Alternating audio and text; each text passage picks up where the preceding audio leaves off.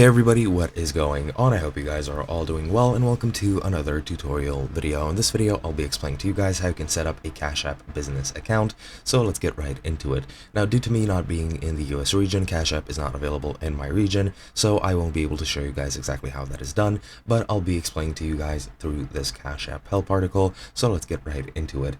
Now, a business account is simple to create, and once you have a personal account, you can create a business account in the app as well. And to create it, all you need to do is enter the app and then go to your profile in your personal account, then scroll down to the bottom of the page and then choose create a business account. Then you need to fill out your business info to verify your business, and that should be it.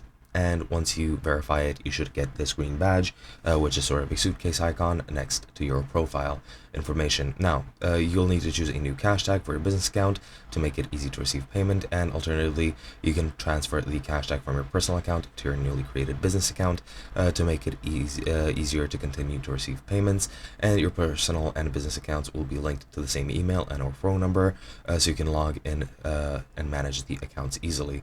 Now, you should only use the business accounts to process business transactions, and business payments are those completed for the sale of goods or services, of course, and they'll automatically deduct a 2.75% processing fee on each payment you receive.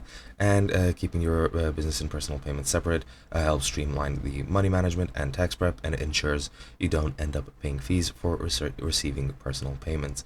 And that's pretty much all there is to it. Hope you guys enjoyed, and I'll be seeing you guys in another video.